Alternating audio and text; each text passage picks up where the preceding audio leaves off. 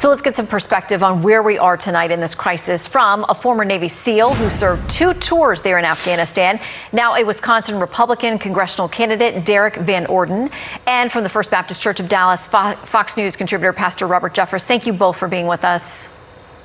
Well, you're welcome. Thank you, Shannon. I want to start with a Democratic member of Congress who is also a veteran, Congressman Seth Moulton, about this situation on the ground there and what we've sent our military back into. So when the president and the secretary of defense claim that they are giving every resource necessary and available to this effort, that's just not true, because you have Marine commanders on the ground saying they're stretched thin, they need more troops.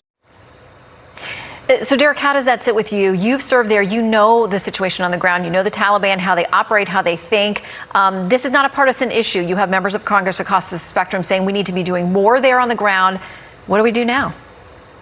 Well, they may be equipping the troops with everything they need, but the one thing they're not going to be able to equip them with is leadership.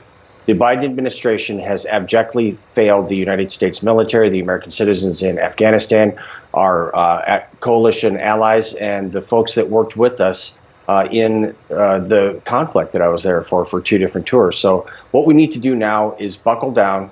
The entire National Security Council, as far as I'm concerned, should resign, and we need to get on with the business, which is saving American lives immediately.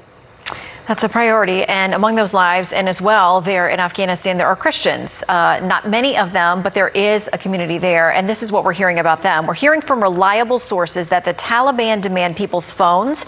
And if they find a downloaded Bible on your device, they will kill you immediately. That was said by SAT-7 North American President Dr. Rex Rogers. He says it's incredibly dangerous right now for Afghans to have anything Christian on their phones. The Taliban have spies and informants everywhere. Pastor, it is overwhelming to watch this, and we know there are people for many reasons who now fear for their lives, and that includes the Christian community there. Well, that's right, Shannon. And look, as an American, I care about every one of our citizens being rescued. But as a Christian pastor, I care about the 8,000 or 9,000 Afghan Christians who are facing extermination by the Taliban. As you mentioned, the Taliban is going door to door asking specifically if Christians are residing in that home. And look, I'll let the geopolitical experts debate whether or not we should have stayed in Afghanistan or even been there to begin with. But what I can say with absolute authority is we have a moral obligation not only to rescue our citizens, yes, but also to do everything we can to protect these Afghan Christians. Look, I know that America can't do everything in the world, but we can do some things. And protecting this small group of believers is a basic value of America, and it's something we need and should do.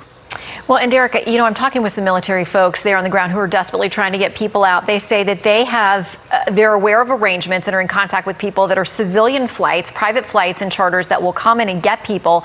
They cannot get air clearance from the State Department. They say the administration seems to be completely disorganized on this, but there are private actors who want to go in and help as much as they possibly can. Any way to resolve that at this point, other than publicly saying to the State Department, what are you doing? Well, right now, I think that that's a secondary priority. Everything that Joe Biden said in that press conference was inaccurate, misinformed, or intentionally disingenuous and a lie. Primarily that Americans are not having an issue getting to the airfield to begin with. Mm-hmm. That was immediately contradicted by the Secretary of Defense saying that Americans are being beaten in the street, and then he said that was unacceptable. So getting the aircraft in there has to be the secondary priority to getting the human beings, mm-hmm. the Americans, our allies, and those that worked with us onto the airfield itself, because that is at least a partially secured, safe area for everybody.